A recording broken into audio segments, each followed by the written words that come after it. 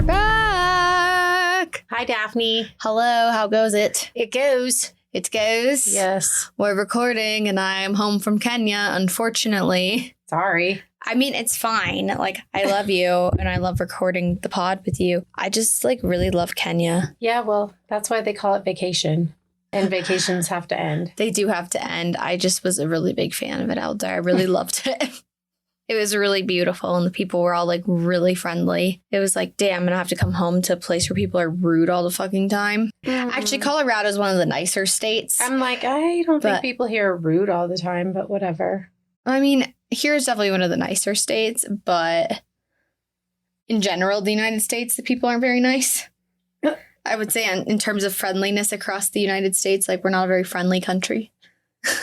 I had to come back here to that. Although, let me tell you, my first interaction with someone in Kenya was at the airport, and she was a bitch. She shoved me to put me in line, and she's like, "Do you even have a visa? How would I have gotten on the plane without one? Right. Explain that to me." Right. So yeah, there's that. All right, what's your disturbing fact? What you got for me? Hang on one second, because I'm... Okay. Ready? Okay. And I told you that I was going to use this last time, but then I was I didn't want to use it because it was super disturbing. And when I read it again today, it is very bothersome. Okay, tell me. So tell me more. What do I need to know? Okay, well, you don't need to know. Does it pertain to me? No. But I didn't know if it was something about the food we eat or something like that. No, and it's not a urine related fact. It's not about food. It's not about urine. It is about sea otters and how they mate. Okay, tell me more. Do you know anything about this? No, I don't. It's not good. I know dolphins are rapists. Yeah, well, when it comes to mating, male sea otters are super aggressive and they grasp the female and then they bite down on their nose and they hold on to them. They give them deep cuts and gouges and sometimes even tear the flesh away. And the two spin in the water until the mating is finished. And sometimes the female dies either from physical trauma or drowning. Physical drama, too. Physical drama also. Yeah. Well, that's really sad. And that's not a good way to spread the population if they're dicks like that. That's like roosters mating with hens. When they jump on their backs and then they rip out their feathers. It's really mean. Yeah, that's super fucking mean. But drowning and biting and bleeding and... is not cool either. Yeah, and you end up dying from either your trauma to your body or from drowning. Yeah. That's super fucked up. And it's very bothersome to me. I don't like that. Yeah. Because you look at them and you think they're so fucking cute. They are so fucking cute. And they all have a little fucking... But that's the males, not the females then. That are cute? That are nice. Or maybe they're not. I don't know if they're actually nice or not. But it's the males that are dicks if they're biting their noses and drowning the females. Yeah. But, I mean, I don't know. It's just because you think that they're so cute and they have a little fucking seashell in their little paws and they're swimming all cute. And really they're nasty, mean animals. Yeah, they're sexual sadists. They participate in that community. Yeah, it's horrible. I don't like it. I don't love that either. Made me sad. It is sad, but I still think sea otters are really fucking cute. So if I ever get one, I'll get a female. Okay. Because you can own them as exotic pets. A sea otter? Yeah. So you have to fill up your bathtub with salt? I don't know, but people have them as pets. Probably not sea otters, probably river otters. Oh, maybe. Yeah. Maybe those ones. I just think that they're all cute and they all snuggle each other as they're floating They do, together. and they sleep together and they're do they mate for life? Well, obviously not. Clearly not. Obviously not if the males are killing the female. Right. Well, they mate for the female's life, maybe. For the female's lifespan. Yeah. Anyway, see, now I'm sad because I was oh, it's so sad. Well, I feel that's a good disturbing fact. It's disturbing. Very disturbing. At least you found a disturbing fact because we're are we moving into more interesting things? Well, that's a cool fact. More urine-related items. More urine-related items, yes, of facts. Of facts. Facts about urine. Facts about urine. Urine talk with Gail and Daphne. Oh, God, that's so gross.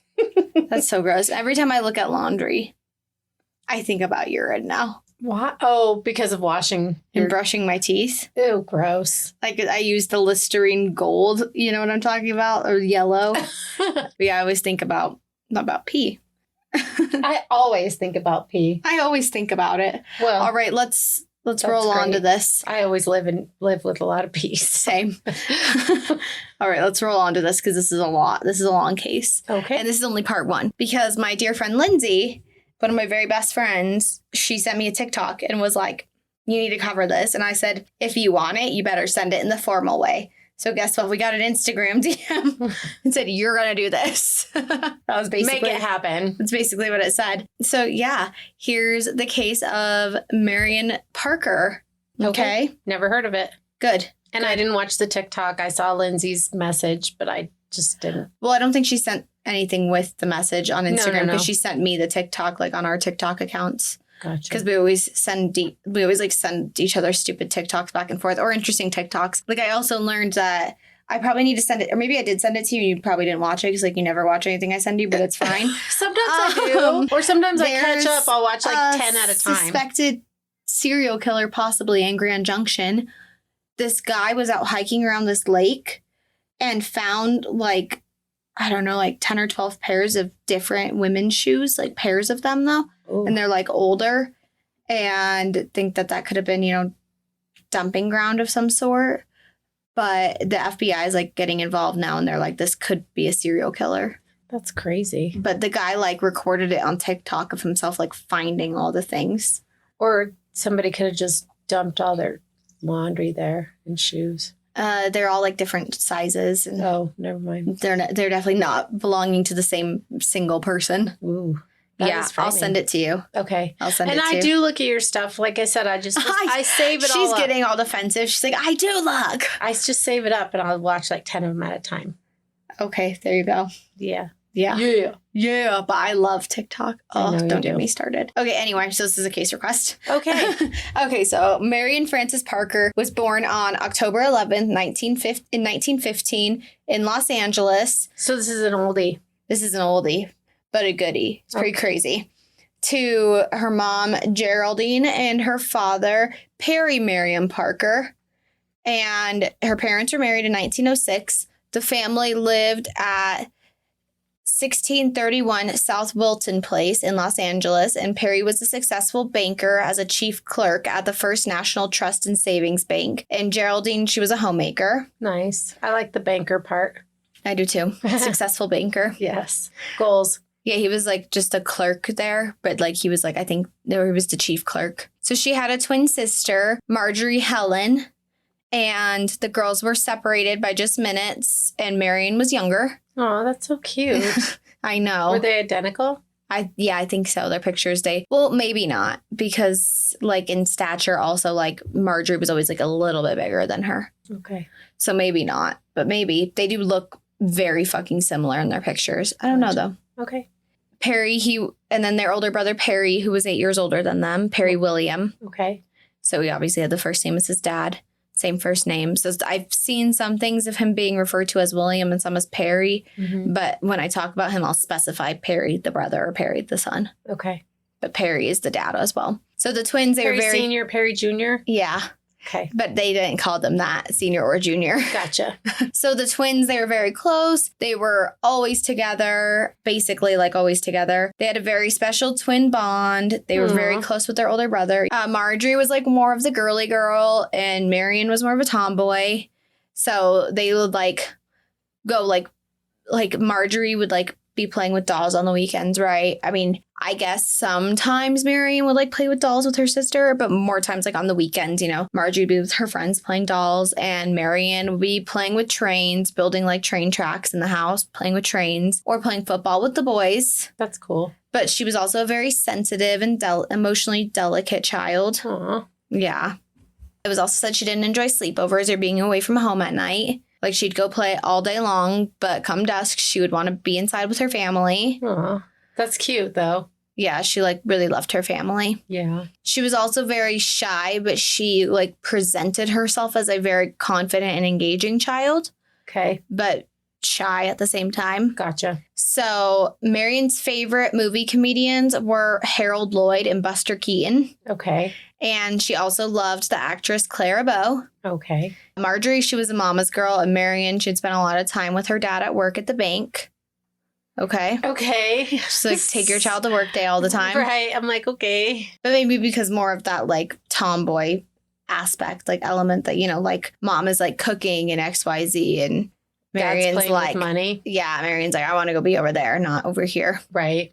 So on December 15th, 1927, Marion and Marjorie, they were excited to go to school, and they're 12, right? Mm-hmm. They were excited to go to school at Mount Vernon Junior High School for their classroom Christmas party that day. Aw. So they hopped on the streetcar that morning, just like super excited, you know, like we're almost done with school for the semester. Like we're Where gonna are have they at winter again? break. Oh, they're in Los Angeles. They're in Los Angeles. Sorry, because I was like trying to picture, is there snow? No snow. Okay. And they're like in Los Angeles, like proper too. Gotcha. Like they're pretty near downtown Los Angeles. Got ya. Got ya. Got ya. Yeah, so they're just like really excited. Christmas is coming around the corner, classroom party, so they take off for school. And then on the same day, around like noonish, a man walked into the Mount Vernon Junior High School and introduced himself as Mr. Cooper. And he had told the secretary, Mary Holt, at the school that he worked for Perry Parker, her dad, right? Mm. Their dad. Mm-hmm. And that he had been in a terrible car crash. The dad? Yeah. Okay. And was requesting that his daughter be by his bedside. Ooh. But only one daughter? Yeah, just daughter. Okay. So Mary, That she sounds was suspicious. so she was normally Mary, the lady who dealt with Mr. Cooper, Mm-hmm. was normally in charge of the registrar and attendance. Mm-hmm. But on this day, she was filling in for the absent principal, Cora Freeman. And so she asked, you know, who she thought, like Mr. Wow, my notes are so not clear. So she asked who she thought was a Mr. Cooper, right? Like this guy just introduced himself as Mr. Cooper. Mm-hmm. Which daughter? And he said the younger one. Because he didn't know that there were two Parker daughters, much less twins. So that's why he was like, oh, probably safe bet than saying like the younger one. Give me the younger one. Right. So normally there would be some kind of protocol for a student leaving early. But Mr. Cooper was so calm and confident that Mary like let her guard down and like didn't do any kind of the protocol that like she would normally do. Dumbass. And that's why they have a fucking thing now where like if you're not on the list, you don't get to pick up the kid. Yeah, no, if you're not on the fucking list, you don't pick up the child. Right. Except for if you're in the freaking drive-through loop. Well, there's that. The hug and go zone. Right, basically. So Mary went for Marion because, remember, Marjorie's like a few minutes older. Mm-hmm. And Marion was also littler, like shorter in stature. So they always actually teased that Marion was the younger sister. Okay. So I guess Mary knew about the inside joke happening there. So Mr. Cooper explained that he worked for her dad and he was requesting her after his accident. And with no hesitation, she left with him. Of course. That's 'Cause so she's like- terrible. She's like, my dad, you know? My dad's been in a terrible accident My and he dad- wants me to be there. Yeah. That's horrible. Although I don't know why she wasn't like, what about my sister? Right. But, Well, maybe her and her dad obviously had a closer bond because, Right. Yeah. right. The mom and the sister were closer. Her and her dad were closer. Right. And she also doesn't know that the guy didn't know which one he was getting.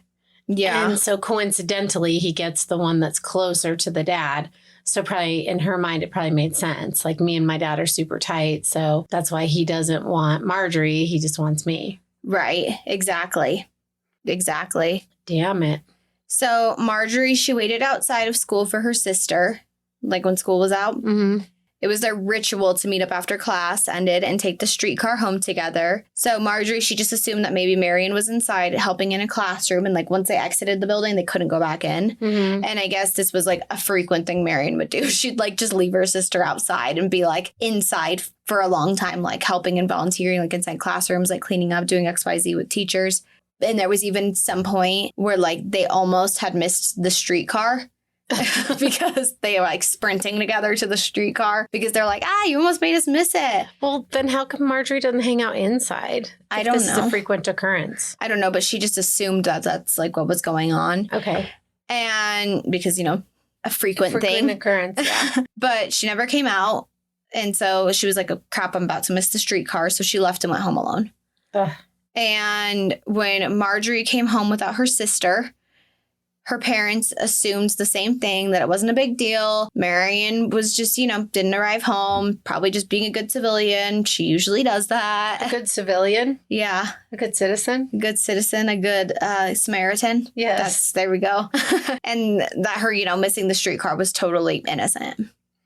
I hate that. I know. Because how often does that happen where people are like, it's probably fine. Yeah. And it isn't. And it isn't fine. Right. So knowing that Marion hated being away from home at dark. Mm-hmm. Perry, when it's dark? It's going to be dark. Okay. So Perry decided to phone the school and he got Mary and she was like, OMG, how are you? You were just in a car accident. Are you okay? He's like, huh? What? Yeah. And then Mary explained that she sent Marion with a man who identified himself as Mr. Cooper. Oh, my God. And to be with him after the accident. And Perry was like, no, I didn't get in an accident, nor did I send for anyone to get Marion. I've been home all day with my wife. I took the day off. It's my 40th birthday today. Motherfucker. Yeah. Not him, just the situation. The situation. Yeah. Yeah. Sucks. Yeah. I'm like, I'm mad at Mary. I feel indifferent. Why? Because, it super sucks. But, I mean, I guess I can say it now that, the principal came out later and was like, I probably would have done the same thing. Like, this guy, said, and under the circumstances, he's like, her dad has been in an accident. He's requesting for the youngest daughter, I need the youngest daughter. I need to take her with me. We need to go be with the dad. And, who's she going to call if the dad's been in an accident? Not the dad. Right. She can't call him if he's been in an accident and be like, hey, there's a Mr. Cooper here. Yeah, I know. I mean, I guess. So the principal is giving grace. The family also, in the long haul, gave grace. They were like, these are crazy fucking circumstances that, this unfolded in. And so we can't be mad at you. But we're going to return to her. Okay. So I don't want to spend too much time yammering on about our feelings about Mary. We can talk about our feelings about Mary later. Okay. I'll hold it back. So Perry and Geraldine were obviously very nervous. Mm-hmm. Kidnapping was really common at this point. They were always fucking reading the papers of headlines covering kidnapping. It was something that they saw it was basically printed on newspapers every single day. It was a different kidnapping. For ransom and stuff, yeah. Yeah. But I mean, not always ransom too, but whether it was, local or national, Mm-hmm. they were always just seeing them. And they read about it countless times. And they read about the case of Leopold and Loeb mm-hmm. that left a child dead in Chicago. Mm-hmm. So that fear festering within Perry, he decided to call the police. Yeah. But just as Perry was about to call the police, the doorbell rang. And it was someone with a telegram from Western Union from Pasadena. Okay. That read, do positively nothing until you receive a special delivery letter. And this telegram, it was signed by Marion. Okay. And then while Sorry, waiting for... I'm just well, how do you know she signed it? Because she didn't actually sign it because it's a telegram. It's typed. Oh, a telegram's typed? Mm-hmm. Yeah, because it's getting it's like a text message basically, but not. Because they didn't have cell phones. Okay. So they call I think up these Western are the Union. only two telegrams. Okay. So they call up Western Union or they go to Western Union and say, hey, I want this to be send this message to the house. And then they type it or whatever and it gets to the other Western Union location where it's going to be delivered. Yeah. Yeah. Okay, that makes sense. Yeah. So while waiting for the delivery letter, the special delivery letter, Perry decided to do nothing. So then a short while later, another telegram arrived from Alhambra that said, Marion secure. Use good judgment. Interference with my plans dangerous. And this was signed by George Fox. And nobody in the home recognized the name George Fox. Right. So it was random and weird. Mm-hmm.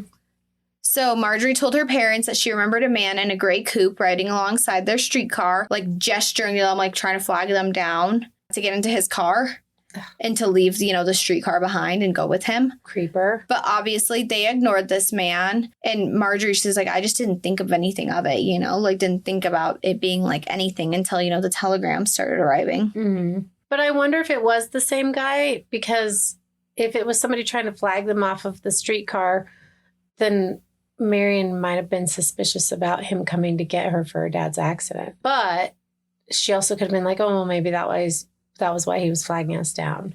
Yeah, maybe. I don't know. I don't either. I don't like it. There might be more about that in part 2. There might be. Okay. If I can find some stuff for it. Okay. I'm like halfway done with part 2 right now. But I know the outcome of what happens. Okay. So then at this point, Perry, I think, called the police after the second letter came. Oh, shit. To report their daughter missing. And the police said that there were 5 other missing kids just in the month of December already. Oh, so they're like, hey, sorry, you're not high priority. Yeah, Get but in I mean, line. it just goes to show how big kidnapping was. There were some that they were like, okay, this is probably a runaway. And there were some that it's like, okay. And not all of them had ransoms attached or letters come.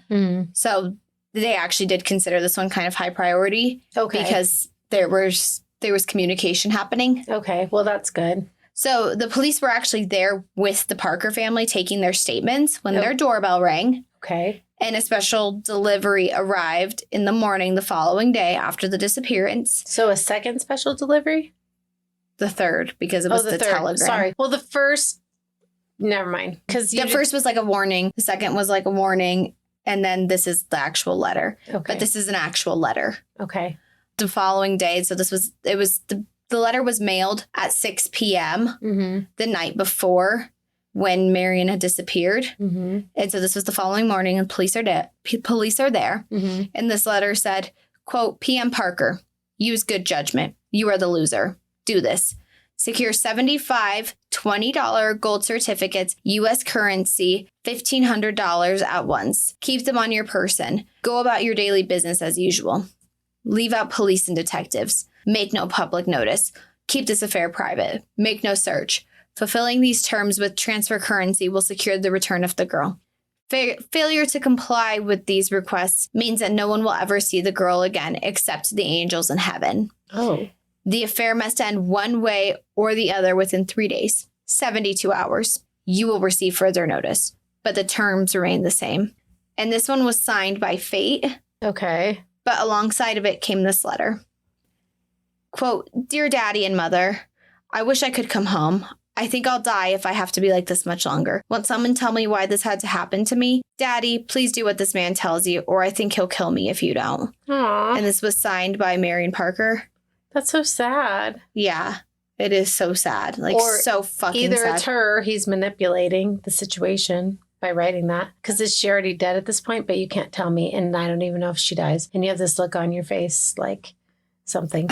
Well, I was just going to say everything that she wrote has been proven to be written by her, whether she composed it or not. Right. But like handwriting experts have confirmed it was her. Oh, because you said that was a letter, not a telegraph. I think the first 2 were the only telegrams in this entire case. So telegram, not telegraph. I was picking up what you're putting down. I think they were the only ones in this entire case. But then, yeah, when we get to the rest of its letters. Okay.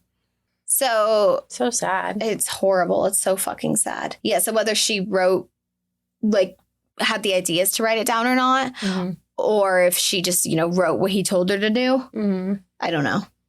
So Perry had obviously been with the police, but he made a deal with the officers to keep the investigation away from the press, obviously, given the fact that they were just threatened, And Perry went to the bank and he, like, worked as the note told him, like, go about your day as usual, right? Like, just live your fucking life. I'll tell you what the fuck happens next. Right.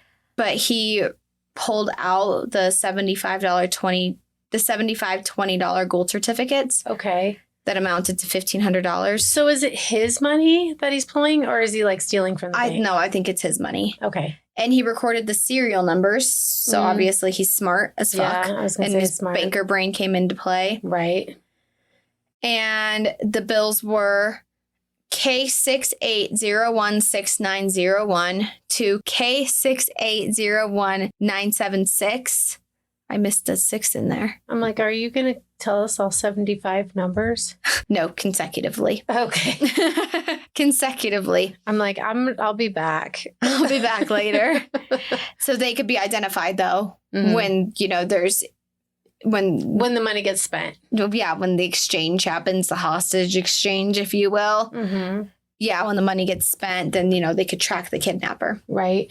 And while Perry was at work, the police went to the school and interviewed Mary Holt, and they gave this description, or she gave this description of Mr. Cooper. She said he was about 25 to 30, about 5'8", 150 pounds. He had a slender build and thin features. He was clean shaven. He had a medium complexion and dark brown wavy hair, and appeared to have also been waxed. And I don't know what that means, like where, but because she said clean shaven too. His English was very good and proper, which we'll dive into him. Okay. He was fucking from the United States, so yeah. He appeared to be well educated. He wore a brownish gray herringbone overcoat and a dark gray hat. Okay. And Mary also said that she would never have let Marion go, but for the apparent sincerity and disarming manner of the man. Yeah. Was convincing. Smart. The smooth move, dude. Yeah. And that she really believed that he knew her and he meant well. Yeah, he didn't. He didn't mean well, no. No, he did not. So this whole thing totally fucked with Mary. She had to go to sleep under sedation. And sorry, I'm like, you're like, yeah, that would fuck with you. Yeah, that's horrible. Luckily, she was coherent enough though to help the police with their investigation. Mm-hmm. So then when Perry got home from work, there was no note from the kidnapper. But then at 8 p.m., a call came into the home. Perry answered, and there was a male voice on the other end. Mm-hmm. And here's the conversation. Mr. Parker, do you have the money? And the man's voice, he said, was very disarming. He seemed very calm. Perry said, yes, I have. Is Marion all right? The man said, I'll call back in 5 minutes. Then 5 minutes passed and nothing. But after 30 minutes, the man did call back. Jeez. But, he's all waiting by the phone, sweating, he's fucking freaked the fuck out, nervous, fearful. And this guy is fucking with him. Yeah. It's horrible. The man said, it's not horrible enough that you take their kid, but then you have to fuck with them on top of it. Right. You have to literally play mind games. Yeah. The man said, listen to me carefully, Mr. Parker. Get in your car alone and drive north on Wilton to 10th and turn right one short block to Gramercy and just north of 10th. So Perry left the home and drove for 10th and Gramercy. He waited and waited, but by 11:45, nobody came. Mm-hmm. And so he left back home without his daughter. Mm-hmm. And when he arrived home, he was met by the LAPD, who informed him that they had followed him. So the kidnapper obviously saw that. Yeah, I was going to say. So he didn't stop and show up, Yeah. Or he saw, So he obviously, he saw the police cars, not that far away. Yeah. Ugh. Damn. So Perry was pissed off at the police. Yeah. And the kidnapper was pissed off at Perry. Yeah. Obviously. Because he probably thinks that Perry knew about it. Yeah. Even though Perry's like, no, I just want my kid. So I'm not going to, I'm doing what you said. Yeah. It's not my fault that the police are the police. Yeah. Not my fault the police are fucking interfering with this. The police are policing. Yeah. So the next morning on Saturday, December 17th, the news broke of Marion's kidnapping in the press, and the LA Times described Marion as being 12 years of age, 4'6", weighing 100 pounds, with brown eyes and an olive complexion and bobbed hair. When she disappeared, she was wearing an English print dress of mixed colors, brown Oxford sports shoes, stockings, a sweater vest with no collar or lapels, with a blue back and blue sleeves, and no hat. And there was a photo of her with this description. Okay. The papers also printed the description of the kidnapper that Mary Holt gave, and, said that he went by Mr. Cooper and whatever.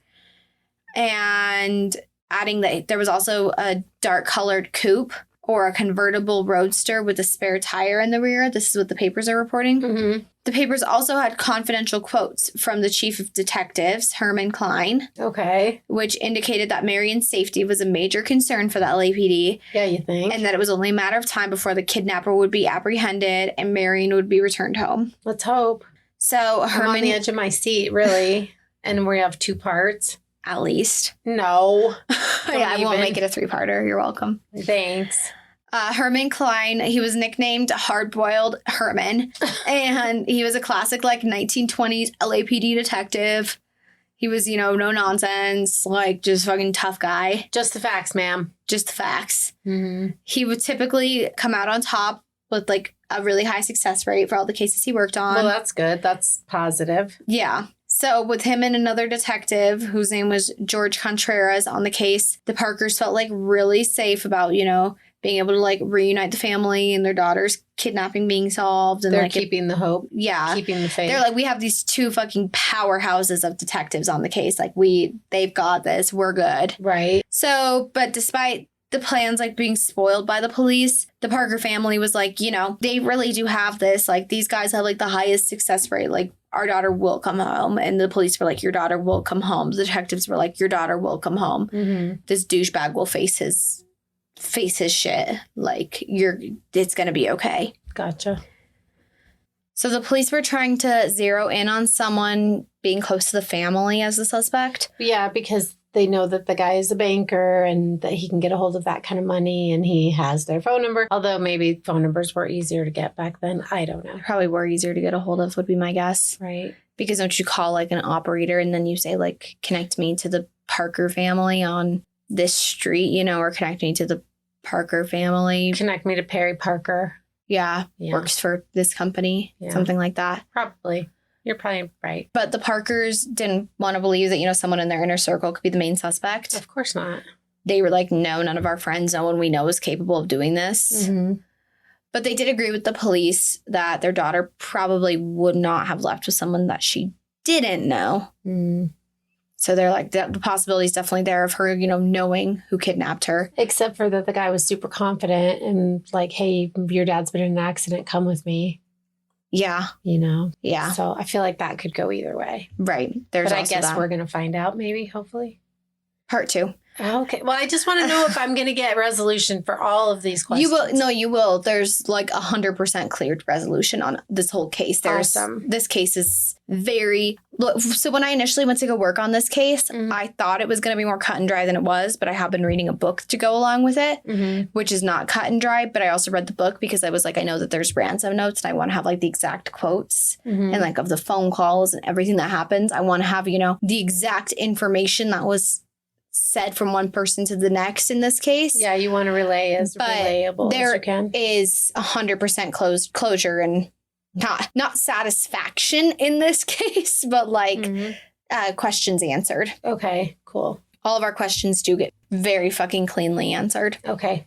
And it's crazy. Part 2 is wild. Okay. Keep going because I want to know. So Perry told the press, I can't understand why anyone would wish to hurt us. We live quietly, and I am sure I have no enemies. We are of moderate means, not the type that would likely be marked by kidnappers. Marion is just a healthy, normal sort of child. She was full of life and play all the time. All we want, of course, is to get her back safely. Nothing else matters, and I feel that we shall. We haven't given up hope by any means, and I have an idea that when her abductor realizes the effort that is being made to find her, he will be frightened and release her. She isn't the type of child that anyone would wish to harm.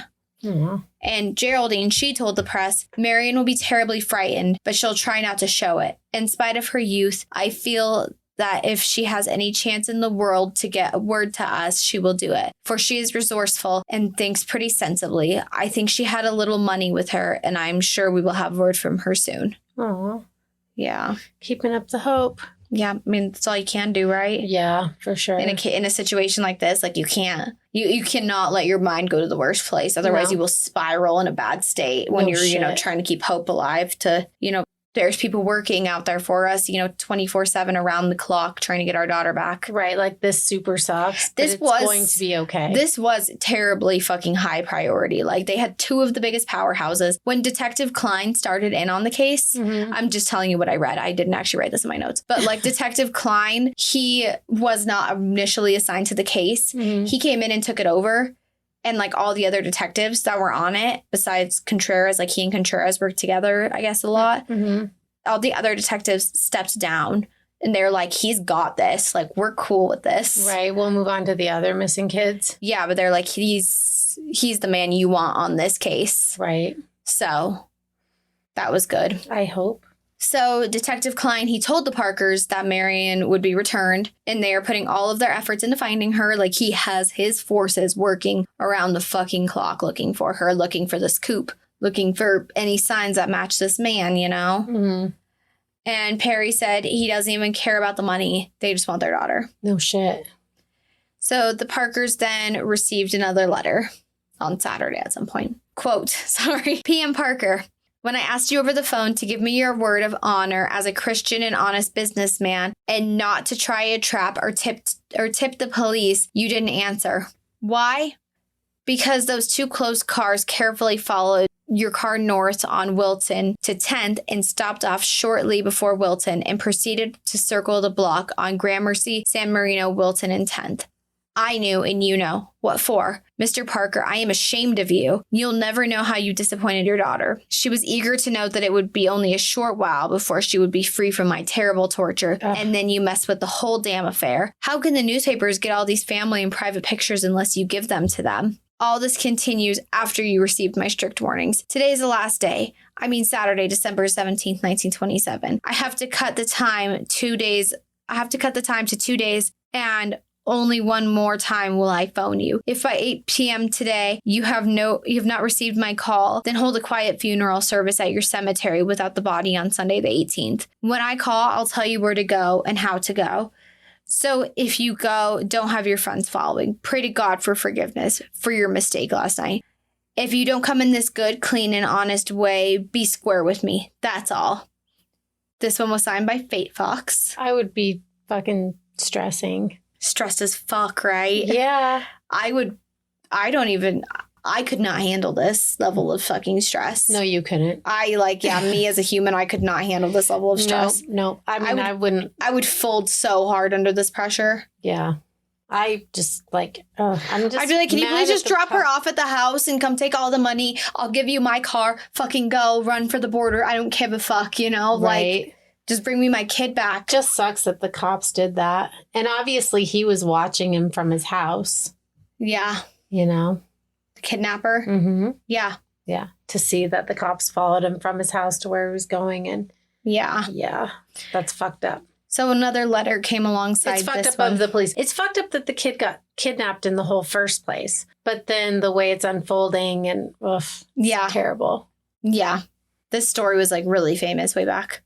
And I've never heard of it, which doesn't mean anything, but... Yeah, well, no, this was a very sensationalized case back in the day because of how fucking wild and crazy it is. Okay.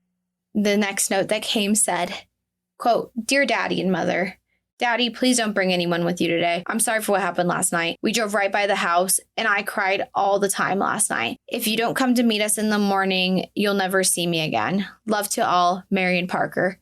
P.S. Please, Daddy, I want to come home this morning. This is your last chance. Be sure and come by yourself or you won't see me again. Marion. Aww. And again, proven to be written by her. That's so heartbreaking. But again, nobody believes that, she composed any of these messages, that, she didn't come up with the ideas that went pen to paper. Right. She just transcribed. Yeah, gotcha. Yeah. Oh, that's so sad. I know. Doesn't that just fucking bring tears to your eyes? Yes. I told you the first half is sad. Part 1 is sad. It's very flipped from part 1 and parts 2 and 3 from, what was his name? The douchebag from Australia. Mm-hmm. Martin Bryant. He who shall not be named. The douchebag from Australia. Yes. The douche canoe from down under. Yes. The first part of that one was crazy. But lighter. The first part of this one is going to be heavy, heavy, heavy, major fucking trigger warnings ahead.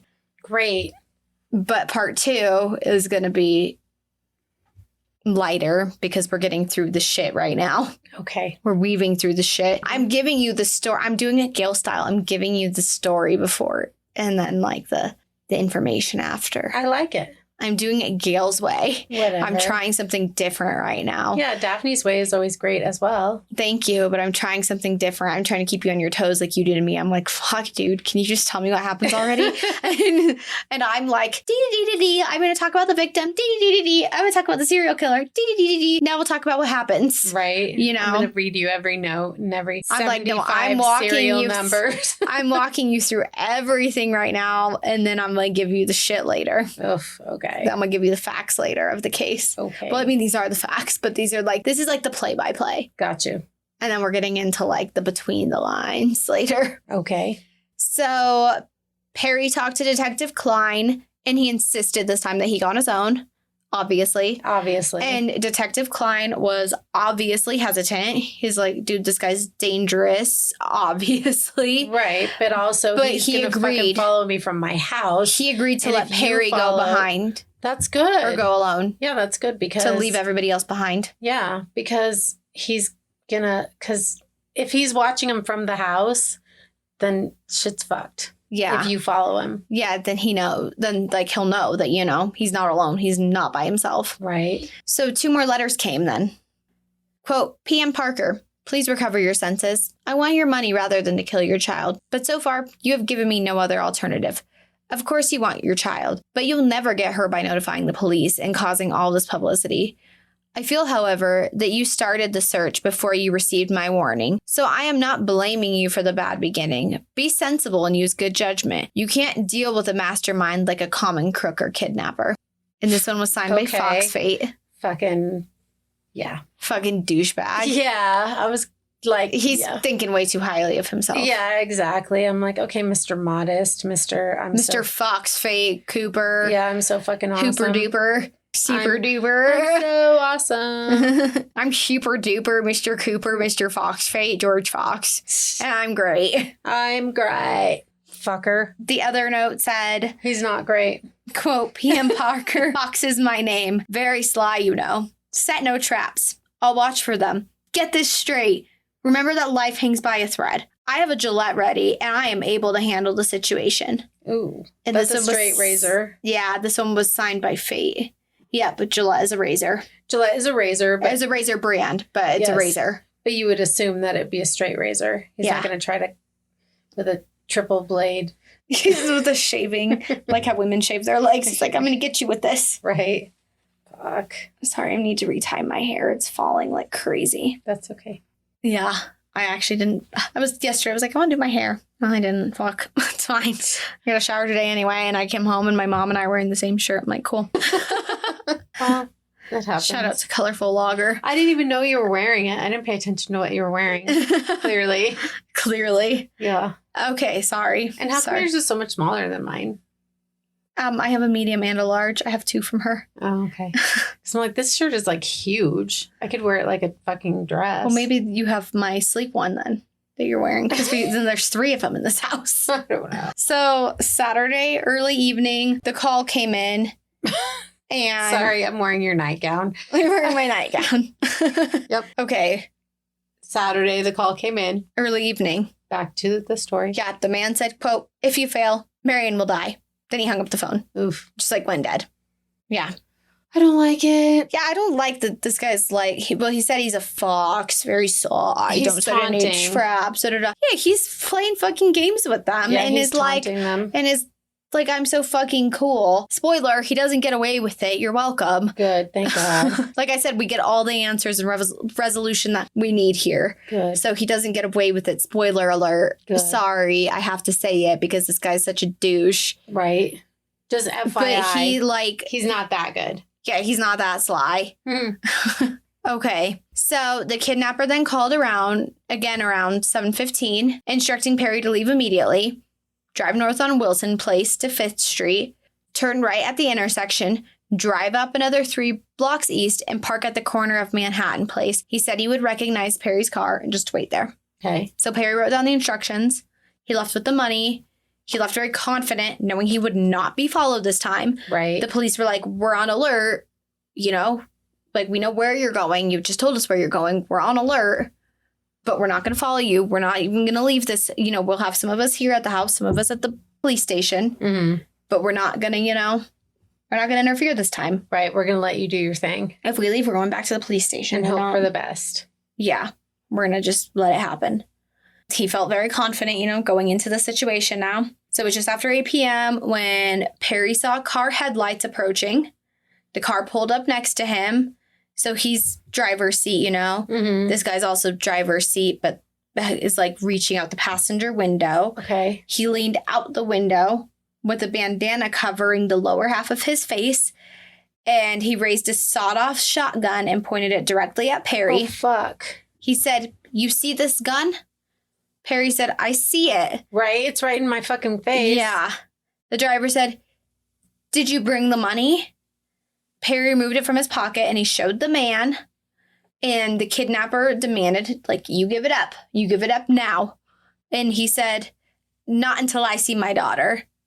I need to know my daughter's here. Right. You know? I totally would do the same thing. So he like is still holding, I'm trying to visually show my mom, but he's like holding the shotgun out the window still, you know, with one hand, like leans back into his own seat and uncovers the blanket next to him and in the passenger seat.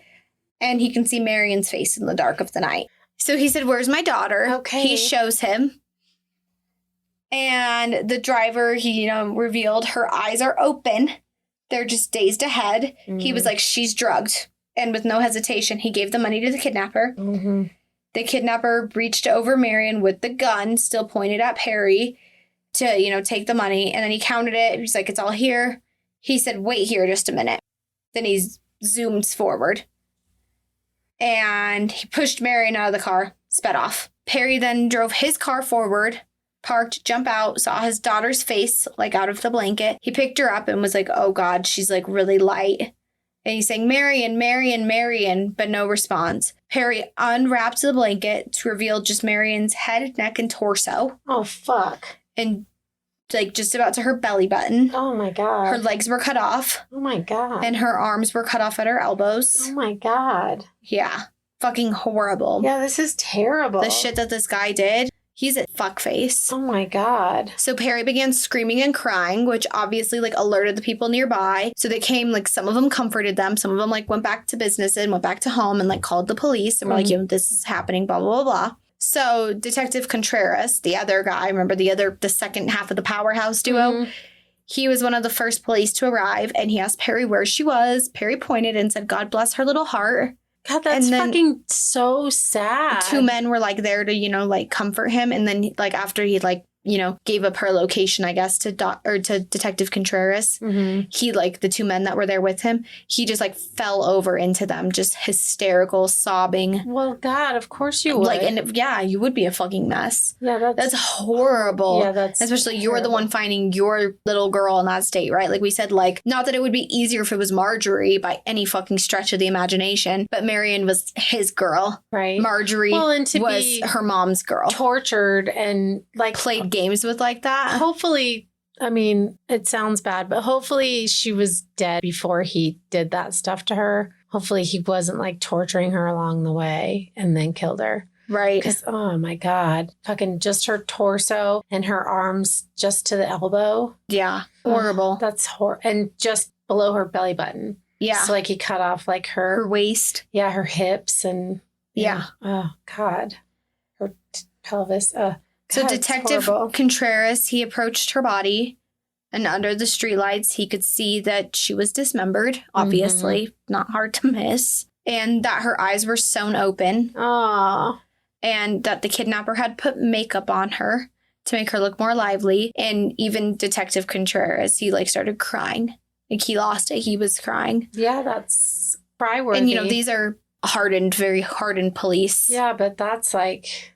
I mean, I get it. They're detectives. They see all kinds of bad stuff all the time. But it's like us. These things that we do, some of them are just, like, way worse than others. Yeah. Yeah. Part 2 will be easier to tread through. That's good. And, like, we're really in, like, the thick of the heart part of part 1 right now. Okay. So we'll ease up. Right now we're on the gas, so let's keep going. Okay. Perry was driven home by officers. Another officer followed, driving Perry's car, where he was met by his wife, Geraldine, daughter, Marjorie, and their son, Perry. And, of course, they're waiting for him to bring her home. Yeah. He had to tell them the devastating news. Yeah, no shit. But he only told his son, Perry, the state in which she was brought to him. Ugh. Marion's body was then taken to the morgue for Dr. A.F. Wagner to do an autopsy on. And Dr. A.F. Wagner was a neighbor of the family's and a friend.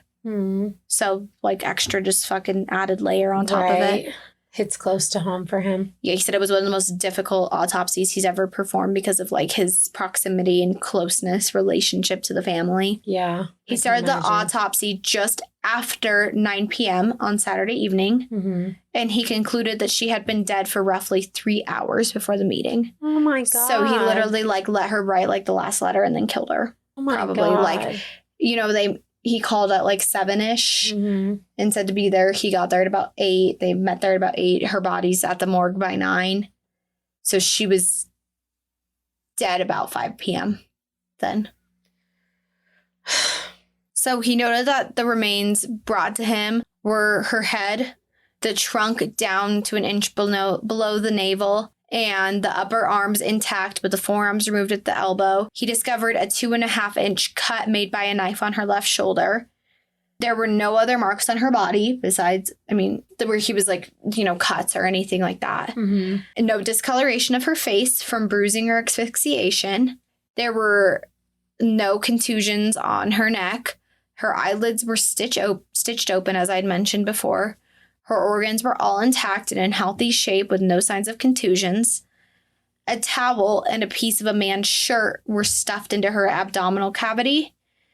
And, the police were obviously then like hopeful that these things could help, track down the killer. Yeah.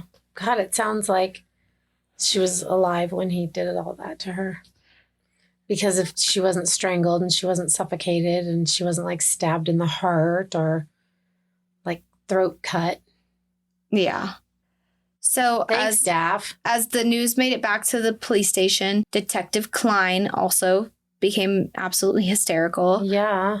And he immediately sent for patrolmen. He's like, you guys get fucking on this right now. Like, this guy just left here. Get on it. Yeah. Step on it. Go find this guy's car. So after pushing Marion out of the vehicle, the killer dropped off his car at 9th and Grand, and he got a bite to eat at a cafe on Broadway between 5th and 6th Streets. He paid for his meal with one of these $20 gold certificates. Remember, we know the cereal. Right. It's just, how do you do that and then go fucking eat? He told the cashier, who he said was pretty, "You would be surprised if you knew who I was." And then he just left.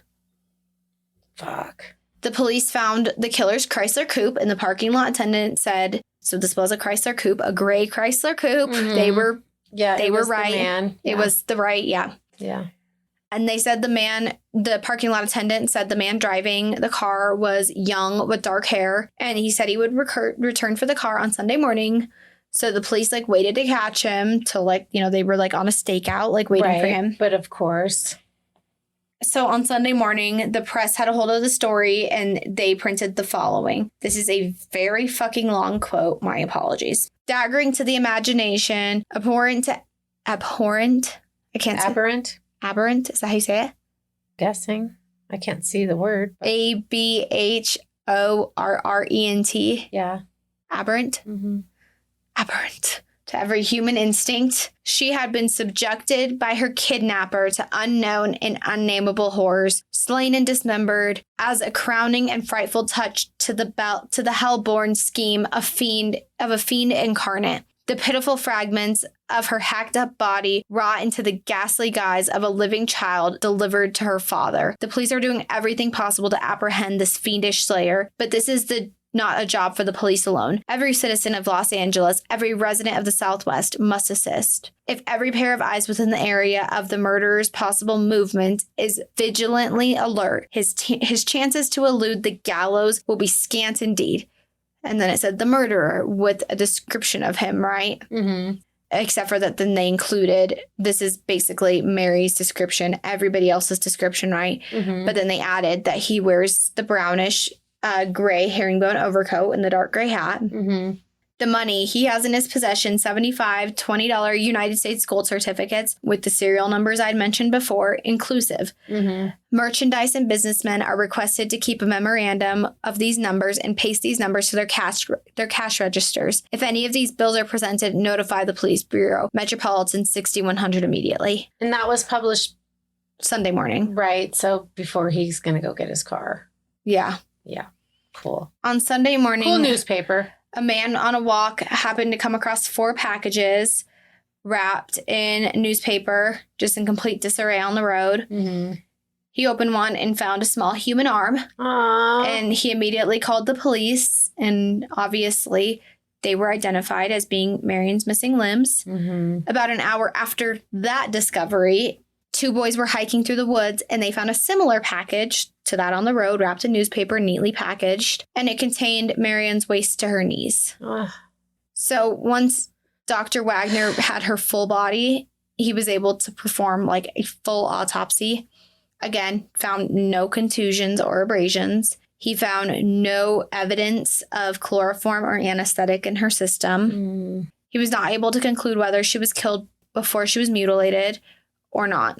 Again, given the proximity to the family, he was just so sad. And, you know, he reported that he can only hope that how else she would have been killed if there's no evidence of anything in her system and she's not suffocated or strangled or beaten to death. This guy's a fucker. Yeah. So we can only hope that obviously she didn't suffer this unimaginable pain because no human, not even the worst kind, deserves this. No. God, that's horrible. Thanks again. Yeah, no worries. On Sunday afternoon, a letter was sent to the Parker home. Quote, P.M. Parker, for all the trouble you have caused, Marjorie Parker will be the next victim. Nothing can stop the fox, and they who will try will know the penalty. If you warn anyone of the second success, it will mean you next. Try and get me. I am the fox. You will never know the rest of my success. You will miss her at 12 o'clock. Signed, the fox. And the police were obviously terribly concerned. Right, but then just keep her under fucking lock and key. Yeah. Don't let her go anywhere. They took it and compared it to the other letters. It wasn't the same handwriting, so it was a hoax. They concluded it was a hoax and someone just fucking with the family. Oh my God, I hate that. Which is so horrible. Like, why do people do that? Because they're fucked up. Why do people do that? Because people are fucked up. I understand, like, people, like, having their theories about, like, you know, the Ramseys, like John Benet Ramsey and everything that happened there. But, like, the people who called their house and, like, taunted them, that's fucked up. Yeah. People who were doing this to these people, fucked up. People are fucked up. Like, it's just horrible. Like, why would you? Like, yeah, whose brain does that? Right, whose brain says, this is, like I said, I understand that people having, like, their questions, not that it's anybody's fucking business, except for if you're afraid for your own life, then possibly you could consider it your business, right? Right. But, you know, I think that people are allowed to have their own curiosity, but for anybody acting on their own fucked up nature of being like, I'm going to poke and prod at this family, it's so fucked. Yeah, that's what I'm saying. Like, whose mind thinks like that? Yeah, not a good person's. No. The towel found inside of Marion, it was labeled. It belonged to the Bellevue Arms apartment building. Okay. So it's like marked with, you know, their logo or whatever. Their monogram. Yeah. It was stitched. Probably, I assume. Because I assume they didn't have printing back then. Probably. And the police began their search. They looked through every apartment. They spoke to every tenant. The search turned up nothing. On the same day, the police arrested a suspect in Las Vegas named Louis D. Hyatt. He was a 25-year-old doctor's son who was, like, acted very privileged and, like, above the law and committed offenses against girls in the past. However, this was a long shot, obviously, because the police, like, Louis had a stockier build than the description of the killer, and he did have $20 treasury notes in the same style that Perry gave to the killer, but they didn't match the serial numbers. He also had an airtight alibi, and they, like, released his arrest in the press, but ultimately, like, they had to let him go. It just didn't go anywhere. Right. And also, spoiler, it wasn't him. I was going to say, sounds too easy. There was a reward for the killer's capture that started around $60,000. Jeez. Which, oh my gosh, I suck. I, like, wrote down what the $1,500 was originally when I was working on this, and like, I removed it when I, like, edited out my notes because I had, like, several bullet points of, like, the same thing, and it must have been one of the ones that was of the same thing. So, yeah, I'm sorry. But the $60,000 today would be around $1,082,996.55. I don't know why I had that long pause. My brain had to process that number. Sorry. It's okay. A lot of fucking money. But it increased to $100,000, which today is about $1.8 million. Wow. Yeah. And a lot of big names donated to this fund, like mayors of, you know, like big names, different organizations. Yeah. But included actress Clara Bow, remember, who was her favorite actress. Yeah. And she felt very moved when she read that she was Marion's favorite actress. And she also sent the family, like, a nice, really personal letter. So I'm sure that was some kind of comfort in their time. Maybe. I don't know. Like, cool, thanks. Well, I mean, it's something. I know it's something. Yeah. It's not But it's not their daughter. I don't know change how. anything. Yeah. So in Los Angeles, people were in like a deep fear of leaving their homes. School attendance dropped and birthday parties and sleepovers were canceled. Detective Klein put out a statement to citizens not to lynch suspects who fit the description, and the police had no leads to go on other than the car that the killer never came back for. However, the police did believe it was the same car that had been stolen from Kansas City on November 7th from Dr. Herbert L. Matz. So it's a stolen car. So he's not really out anything anyway because he'll just steal another one. Yeah. Gotcha. So Dr. Mance said that he was starting his car when a man, I'm sorry, I said Matz before. It's Dr. Mance. I just didn't have an N in my notes right here. It's okay. It's just ridiculous. Happens. I have so many typos in this. I'm looking at this. I'm like, girl, but it's okay. Nobody's got to see my notes but me. And I know what I'm saying when I say it out loud, unless I read it directly and then I don't know what I'm saying like I just did.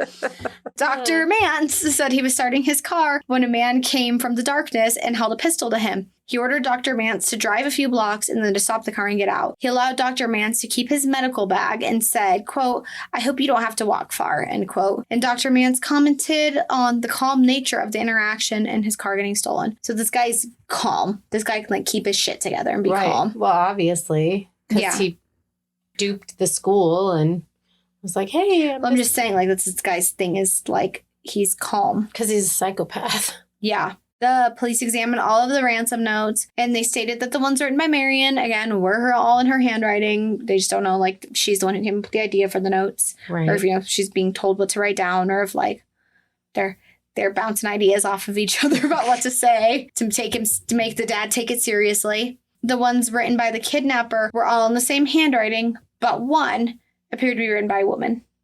So when conducting an area search, police arrested and cleared so many suspects. They followed every single possible fucking lead that they could, which is great, actually, that they, took everything very seriously. Yeah, for sure. One man they arrested was Earl Smith, who was booked on grand larceny, and he knew the Parker children very well, very close acquaintances. Mm-hmm.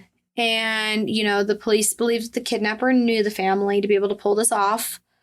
But Earl was cleared. It wasn't him. Okay. Another suspect was 22-year-old Lillian Padley, who was a telephone operator, and she ran from her apartment building during the search screaming. She didn't kill the little girl, and then police searched her apartment and found what could be possibly bloodstains, which turned out to be wine stains. And then she was cleared. So she's just a boozer.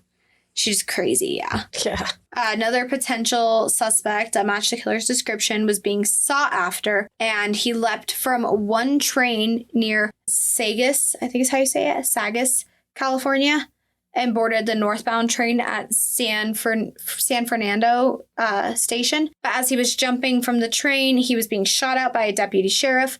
The suspect was identified as J. Orville Turley, who escaped from prison in Colorado for murdering a woman and stuffing her body in a furnace, but he had no connection to Marion's case, and I don't know if follow-up on that. I hope he was returned back to prison. Right, or the deputy killed him. Yeah, no, he didn't kill him. Oh, okay. He didn't kill him. He was just crazy. This is the freaking one that you did, blanking on the name. The mobster that you covered. Alvin Karpis? Yeah, that he jumped on trains and stuff. He was crazy. It's like a movie. On Monday morning, a coroner's inquest was held, and Mary Holt, Dr. A.F. Wagner, and Lieutenant W.W. Warren were all called in to testify. I don't know the nature of the discussion with Lieutenant Warren. I just felt the need to include it because these people were all called in. Okay. So when discussing the kidnapper, Mary said, quote, "He seemed very well educated and was very courteous and calm. He completely convinced me, and I'm always very careful about excusing children, even questioning parents as to identify the reason for the desired absence. I shouldn't have let her go if I had questioned him in the least," quote. And then she broke down crying, and this was literally the one and only time Mary had ever let her guard down and doing anything like this. This was the one fucking time. Right, of course. Right, but it only takes once for shit like this to happen. Exactly, that's what I mean. Yeah, of course, one time.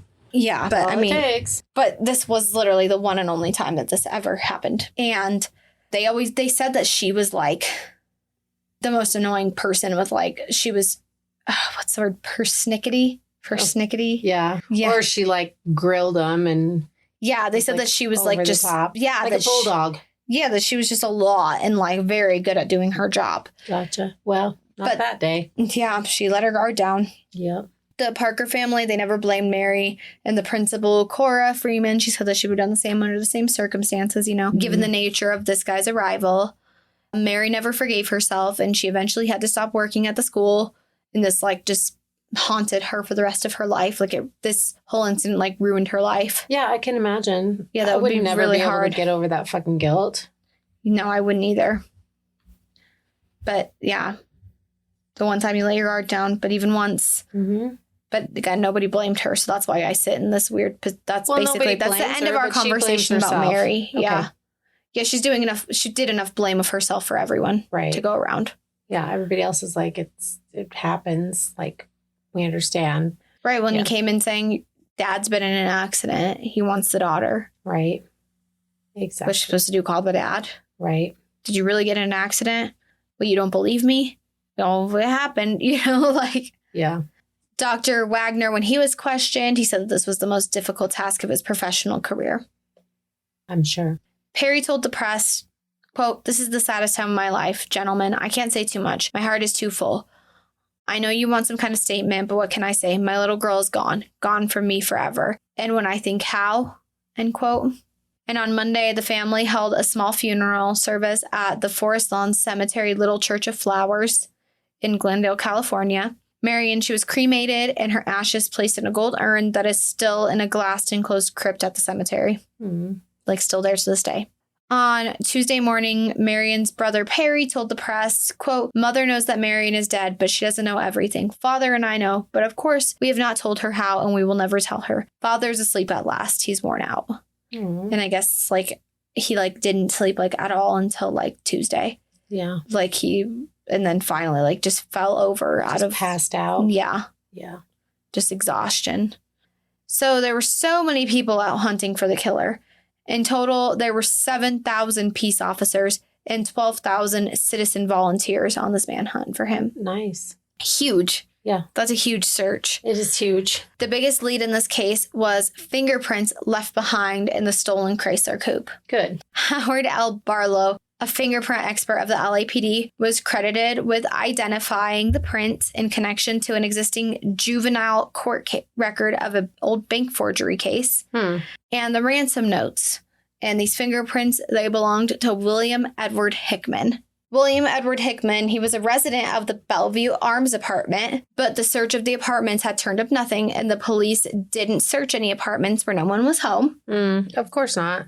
So he was registered in the apartment under the alias Donald Evans. And the other tenants remember Donald driving Chrysler coupe, but he moved out a few days earlier. And in the apartment, when they got the chance to search it, the police found a half-eaten breakfast. So clearly he was out in a hurry. A thumbprint on a bowl that they did match with, other fingerprints. Mm-hmm. And half of a hazelnut in the trash bin. And this hazelnut corresponded exactly with the other half of the hazelnut that was in the wrapping that was around Marion's torso. Mm-hmm. There was just a hazelnut in there. What a creep. Creep face. Yeah.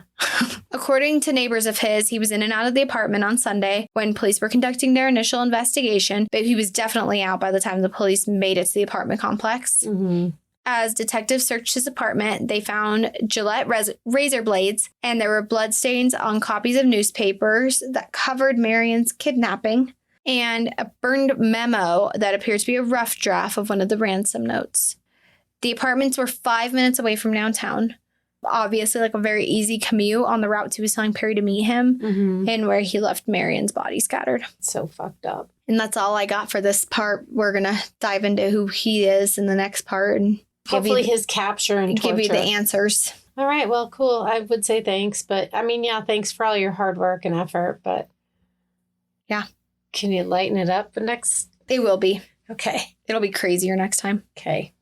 All right. Well, that's all I got for you. That's all I want to hear. Except for excellent. That he gets tortured and caught and tortured. I want him to take it up the ass with a burning hot fire poker. I want them to cut his penis off while he's alive, fill it with a burning hot poker, and shove it up his own ass. There we go.